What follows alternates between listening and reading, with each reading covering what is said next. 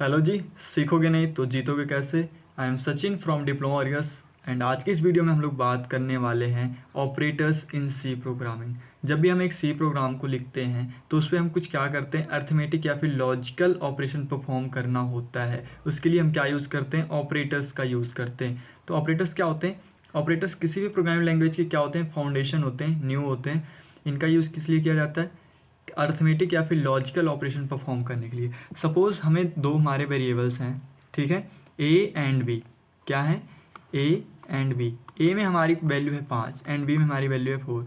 अब हम इस पर क्या लगा देते हैं, इस पर हम एक ऑपरेशन परफॉर्म कर देते हैं प्लस का। तो ये क्या करेगा, ए प्लस बी। ए में क्या वैल्यू स्टोर है 5 एंड बी में क्या है 4। तो हमें क्या दे देगा, रिजल्ट हमारा 9। अगर हमें इसे किसी में स्टोर करना है किसी वेरिएबल में तो हम एक सी नाम का वेरिएबल बना लेंगे और हम भैया लिख देंगे c is equal to A plus b. तो सी में वैल्यू कितनी आ जाएगी, 9। तो अर्थमेटिक या फिर लॉजिकल ऑपरेशन को परफॉर्म करने के लिए ऑपरेटर्स का यूज़ किया जाता है। अब ऑपरेटर्स होते कितने टाइप्स के हैं, इसको देखने के लिए हम एक डायग्राम के माध्यम से देखते हैं, चीज़ों को और अच्छे ढंग से क्लियर करते हैं। तो ये डायग्राम आपको मेरी स्क्रीन पर शो हो रहा होगा।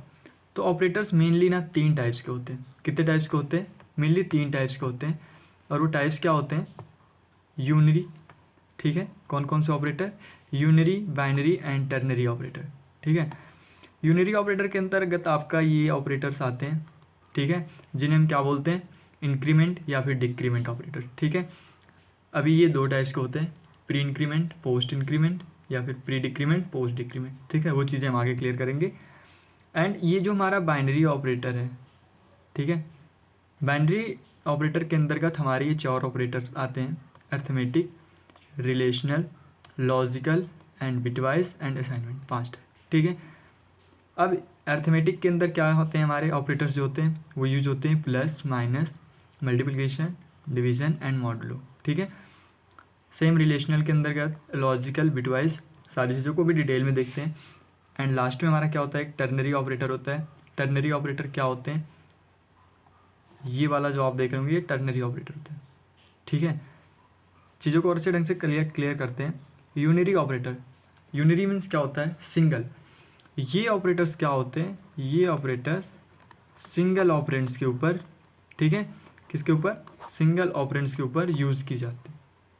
ठीक है, सपोज आपके कोई एक ऑपरेंड्स है ए, इसकी वैल्यू को आपको बढ़ाना है, ठीक है, प्री इंक्रीमेंट करना है, पोस्ट इंक्रीमेंट करना है, या फिर प्री डिक्रीमेंट करना है, या फिर पोस्ट डिक्रीमेंट करना है, तो इसके लिए आप क्या यूज़ करते हो, यूनरी ऑपरेटर। ठीक है, बाइनरी ऑपरेटर क्या होते हैं, बाइनरी मीन्स 2। ठीक है, ये क्या होते हैं, ये 2 ऑपरेंड्स के ऊपर यूज़ किए जाते हैं। ठीक है, किसके ऊपर, 2 ऑपरेंड्स के ऊपर।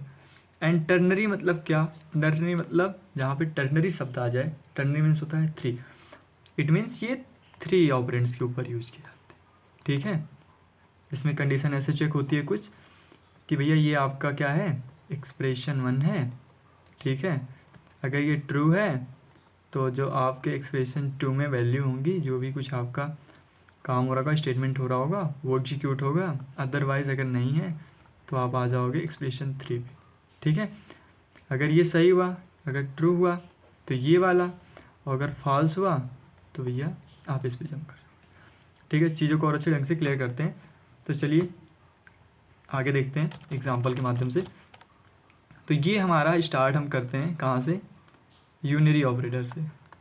ठीक है, यूनरी ऑपरेटर, यूनरी ऑपरेटर्स में जो हमारे आते हैं वो क्या होते हैं, plus plus and minus minus. ठीक है, ये किसके लिए यूज़ होता है, ये यूज़ होता है भैया वैल्यू को इंक्रीमेंट करने के लिए।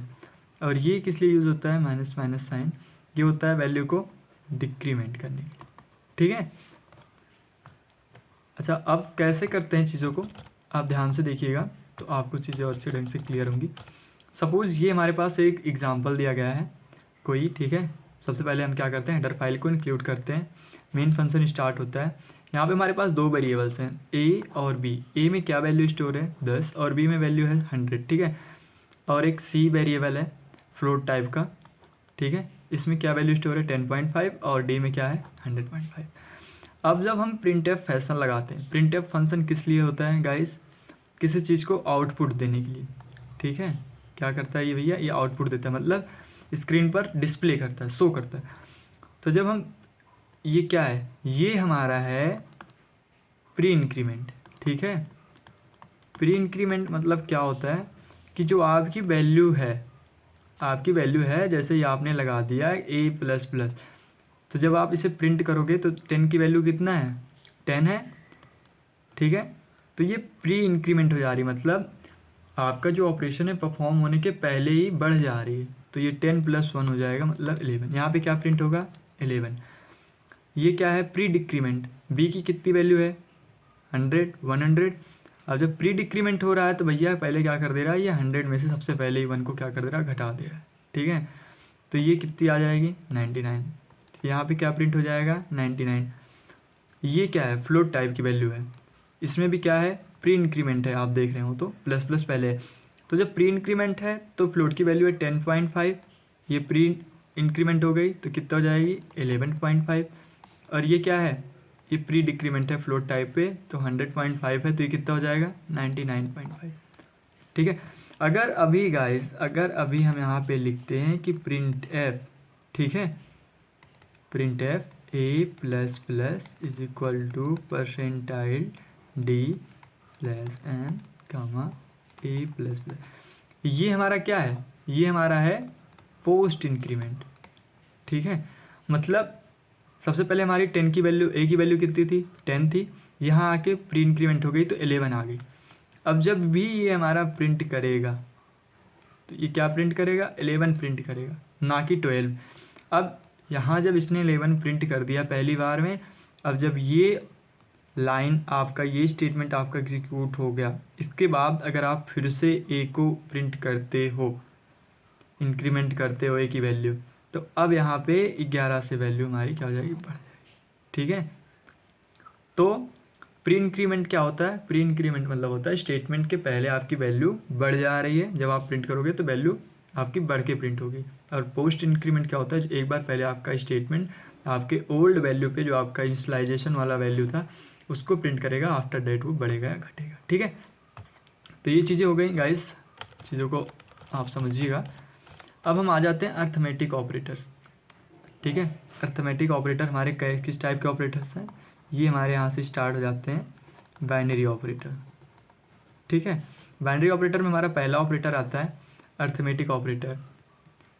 तो ये क्या होते हैं, ये दो ऑपरेंड्स के ऊपर परफॉर्म किए जाते हैं। सपोज़ हमारे पास दो वेरिएबल्स हैं, ए एंड बी एंड सी। सी में हम क्या करा रहे हैं, अपने रिजल्ट को स्टोर करा रहे हैं, जो ए और बी के ऊपर हम क्या कर रहे हैं, ऑपरेटर्स के ऊपर परफॉर्म कर रहे हैं। ठीक है, उनकी जो वैल्यू आ रही है उसे सी में स्टोर कर रहे हैं। तो सबसे पहले हम क्या कर रहे हैं, सी में वैल्यू डाल रहे हैं ए प्लस बी की। तो जब यहाँ पे सी में ए प्लस बी की वैल्यू डालेंगे तो ए की वैल्यू है भैया 9 और बी की वैल्यू भैया कितना, 4। तो 9 + 4 कितना हो गया, 13। ठीक है, अब सी में क्या हम कर रहे हैं, ए माइनस बी कर रहे हैं। ए की वैल्यू है 9, बी की वैल्यू है 5, तो यहाँ पे कितना आ जाएगा, 9 - 4 5। अब सी में हम क्या कर रहे हैं, ए और बी का मल्टीप्लिकेशन करा रहे हैं। तो ए एंड बी का मल्टीप्लिकेशन कराएंगे तो कितना हो जाएगा, 36। ठीक, अब हम इसे क्या कर रहे हैं, डिवाइड कर रहे हैं। डिवाइड करने का मतलब क्या है, ए की वैल्यू है 9 एंड बी की वैल्यू है 4। जब 9 और 4 को आप डिवाइड करोगे तो कितना आएगा, 2।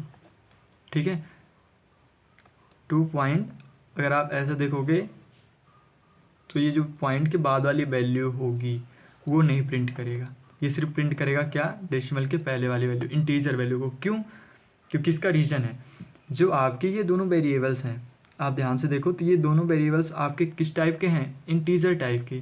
तो भैया जो आपका ये रिजल्ट आएगा ये कहता है कि अगर आपके दोनों वेरिएबल्स इंटीजर टाइप के हैं तो रिजल्ट भी आपका इंटीजर टाइप का ही होगा। ठीक है, अच्छा, अगर मान लो ये आपका ए, ठीक है, ये इंटीजर टाइप का है और ये आपका बी जो है वो फ्लोट टाइप का है, अगर तब हम इसे ए डिवाइडेड बाई बी करेंगे तो क्या आएगा, ये आपको बताना है कमेंट में। ठीक है, अगर ये हमारा फ्लोट टाइप का है, ठीक है, कौन सा, मान लो हम ले लेते हैं वैल्यू एक, float A is equal to 9 and integer B is equal to क्या, 4। और हम यहाँ पे ऑपरेशन लगा रहे हैं, यहाँ पे परसेंटाइल डी सिंबल है और यहाँ पे हम प्रिंट कर रहे हैं प्रिंट एफ किस में, ए मॉड्यूलो बी, ठीक है। इसको किस में, is equal to percentile F. Float वाली वैल्यू को अगर हम प्रिंट करें तो हमारा क्या आएगा, ये भी आपको बताना है, ठीक है। ये दो चीज़ें अगर हम क्या करते हैं, इस इंटीजर टाइप की जगह फ्लोट लिख देते हैं, ठीक है। एक को इंटीजर बनाते हैं, एक को फ्लोट बनाते हैं, और फिर हम वैल्यू प्रिंट करते हैं इंटीजर में, तो क्या होगा। और अगर एक को हम इंटीजर बनाते हैं, दूसरे वेरिएबल्स को क्या बनाते हैं, दूसरे ऑपरेंड्स को फ्लोट बनाते हैं, अगर हम प्रिंट कर रहे हैं फ्लोट टाइप में तो क्या वैल्यू आएगी, ये आपको बताना है कमेंट सेक्शन में, ठीक है। ये हो गया। अब हम बात कर लेते हैं जो हमारा लास्ट ऑपरेंड्स होता है, ऑपरेटर होता है मॉड्यूलो ऑपरेटर, ठीक है। मॉड्यूलो ऑपरेटर क्या होता है, ये आपको रिमाइंडर देता है। जैसे आपका ए की वैल्यू कितनी थी 9, बी की वैल्यू कितनी थी 4, तो यहाँ पे कितना बचा 1, ठीक है। अगर ए की वैल्यू हो गई हमारी 4, बी की वैल्यू हो गई हमारी 2, ठीक है, तो रिमाइंडर कितना बचा 0। और सबसे इम्पॉर्टेंट थिंग्स आपको याद रखना है कि कभी भी मॉड्यूलो ऑपरेटर, सॉरी ये मॉड्यूलो है डिवाइड में, कभी भी मॉड्यूलो ऑपरेटर जो होते हैं फ्लोट के साथ, ठीक है, फ्लोट वेरिएबल या ऑपरेंड्स के साथ क्या होते हैं, फ्लोट ऑपरेंड्स के साथ वर्क नहीं करते हैं, ठीक है। ये भैया सिर्फ किसके साथ, इंटीजर के साथ नहीं करते, ठीक। एंड अच्छा आप बताओ, अगर ए की वैल्यू है -9, ठीक है, और बी की वैल्यू है 4, और हम कर रहे हैं भैया ए मॉड्यूलो बी, तो क्या आएगा, क्या वैल्यू पॉजिटिव होगी या वैल्यू होगी निगेटिव, ये आपको बताना है कमेंट में। और अगर हम ए की वैल्यू को ले रहे हैं 9, बी की वैल्यू को ले रहे हैं -4, और फिर कर रहे हैं ए मॉड्यूलो बी, तो क्या होगा, वैल्यू पॉजिटिव होगा या फिर वैल्यू निगेटिव होगा, ये भी आपको बताना है कमेंट सेक्शन में, ठीक है। नोट्स नीचे आपको डिस्क्रिप्शन में मिल जाएंगे, आप उसमें से देख सकते हैं, बट पहले आप खुद से ट्राई कीजिएगा।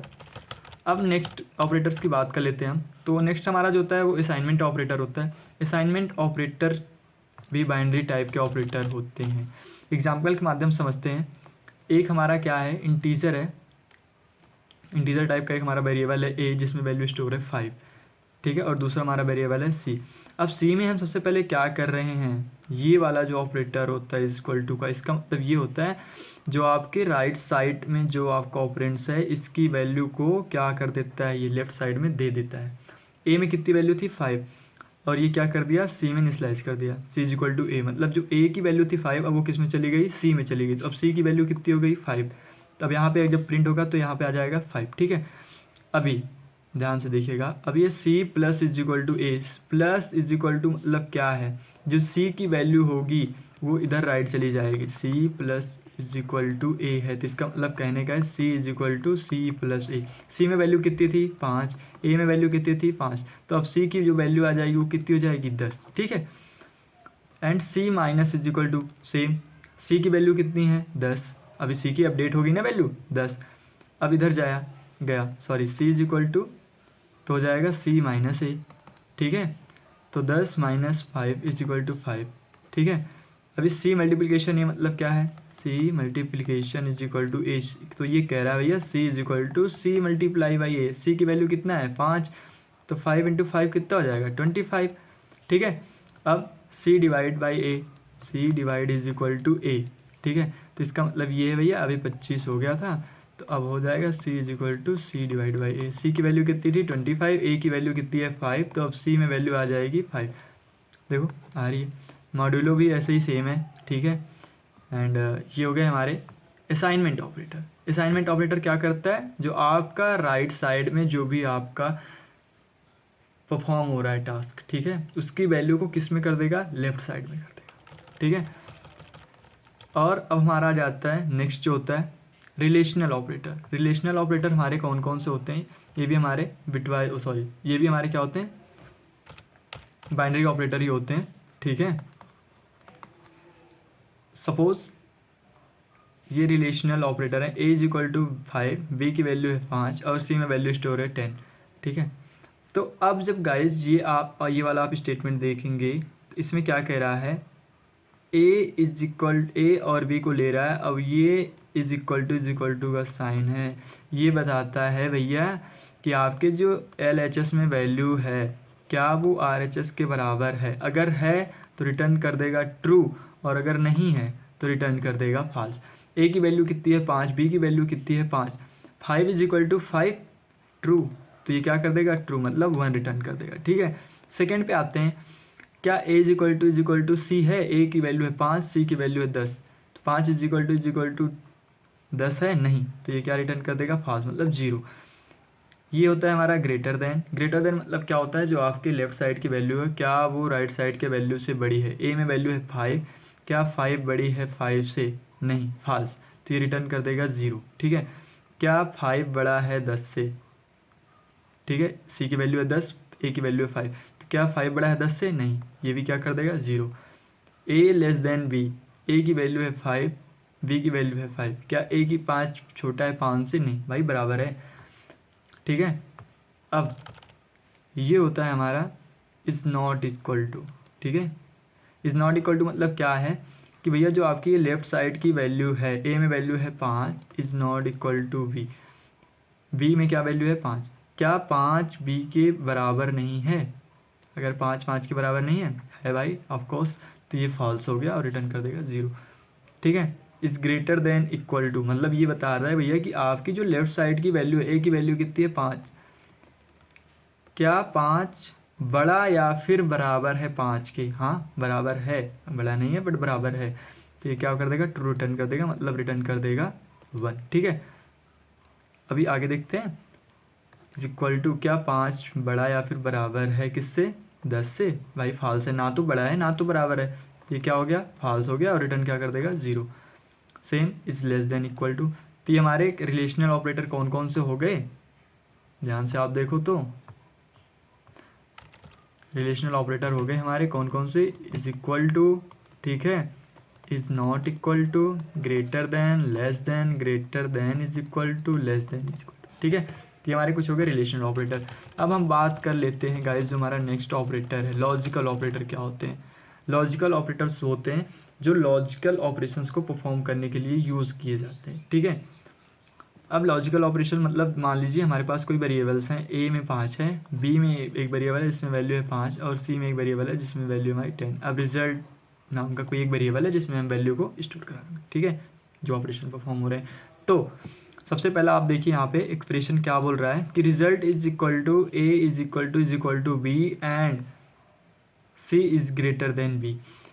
तो जो ये हमारे ऑपरेटर, इसका कहने का मतलब भैया ये है कि ए में वैल्यू कितनी है 5 और बी में वैल्यू कितनी है 5, तो क्या 5 जो है 5 के बराबर है, ये ट्रू हो गया। अब ये कहता है कि एंड, ये वाला भी देखो आप, दोनों एक्सप्रेशन देखो, जब दोनों एक्सप्रेशन सही होंगे तभी ये ट्रू रिटर्न करेगा। अदरवाइज अगर एंड में से कोई भी एक फॉल्स हो गया, सी की वैल्यू कितनी है 10, 10 बड़ा है बी से 5 से, हाँ भाई ट्रू है, तो अगर ये भी ट्रू है ये भी ट्रू है तो वैल्यू क्या रिटर्न कर देगा ट्रू, मतलब 1। ठीक है, अगर, ठीक है, ये एंड ऑपरेटर हो गया, ये हमारा हो गया और ऑपरेटर। और ऑपरेटर ये कहता है गाइज कि अगर जो हमारे दोनों एक्सप्रेशन में से कोई एक वैल्यू हमारी सही होनी चाहिए, कोई एक एक्सप्रेशन हमारा क्या होना चाहिए, ट्रू होना चाहिए। Suppose A is equal to B, 5 बराबर है 5 के, सही है भाई, ये ट्रू हो गया। अब ये वाला एक्सप्रेशन हमारा फॉल्स है, ट्रू है, कोई मतलब नहीं। ठीक है, सी 10 छोटा है 5 से, ये हमारा फॉल्स है। ठीक है, ये ट्रू है ये फॉल्स है। अगर कोई एक भी ट्रू है तो ये क्या रिटर्न कर देगा ट्रू, मतलब 1 रिटर्न कर देगा। ठीक है, एंड ये क्या है not, is not equal to. ठीक है, a is not equal to B, 5 5 के बराबर नहीं है, ये वाला एक्सप्रेशन फॉल्स हो गया।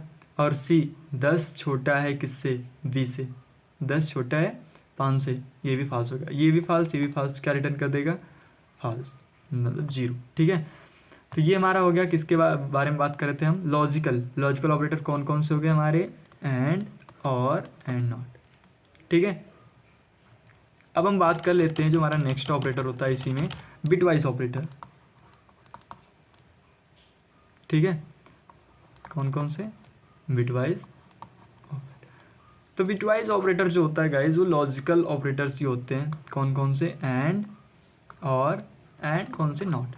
बस इनका क्या चेंजेस होते हैं इनमें कि जो आपके हैं ये डायरेक्टली, जैसे मान लो हमें क्या चेक करना था कि 5 5 के बराबर है या नहीं। ठीक है, 5 इज इक्वल टू 5 और नॉट, एंड ठीक है क्या इज 5 इज लेस देन 3, ठीक है।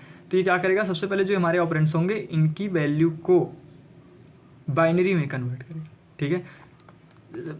5 के बाइनरी को कन्वर्ट करेगा, फिर इसकी वैल्यू को बाइनरी में कन्वर्ट करेगा, फिर चेक करेगा और रिजल्ट हमारा किस में देगा, बाइनरी में देगा, ठीक है। इसलिए इसे बोलते हैं क्या, बिटवाइज ऑपरेटर। एंड लास्ट जो हमारा एक था टर्नरी ऑपरेटर, हम देख लेते हैं थोड़ा सा टर्नरी ऑपरेटर के बारे में। तो टर्नरी ऑपरेटर जो होते हैं गाइज हमारे, वो क्या कहते हैं, इनमें 3 स्टेटमेंट होते हैं। सपोज़ आपको एक वोटिंग सिस्टम के लिए आप जाते हो, तो क्या होता है अगर भैया आपकी एज, ठीक है, कोई एक इंसान है मान लो राम, तो ये चेक कर रहा है भैया, मान लो राम की एज है 19, तो ये चेक करेगा क्या भैया एज जो है बड़ा या बराबर है 18 से, अगर है तो भैया प्रिंट कर दो एलिजिबल, किसके लिए, ओट के लिए, ठीक है, अदरवाइज क्या नॉट एलिजिबल। तो चेक किया राम की एज कितनी है 19 इज़ ग्रेटर और इक्वल देन 18 है तो एलिजिबल, नहीं तो नॉट एलिजिबल। 19 बड़ा है 18 से, अगर है तो सेकंड वाला एक्सप्रेशन इवेल्युएट होगा अगर ट्रू है, अगर ये फॉल्स है तो लास्ट वाले एक्सप्रेशन पे चला जाएगा और जो भी कुछ होगा उसके अंदर की चीज़ों को प्रिंट कर देगा, ठीक है। तो ये हो गए हमारे ऑपरेटर्स के बारे में। एंड कुछ ऑपरेटर्स हमारे और बच रहे हैं, जैसे साइज ऑफ ऑपरेटर्स, ठीक है, and comma operator, dot operator. तो ये सारी चीज़ें आपको मैं नोट्स में दे दूंगा क्योंकि वीडियो बहुत ज़्यादा लेंथी हो जा रही है। तो चलिए गाइज मिलते हैं नेक्स्ट वीडियो में, थैंक यू।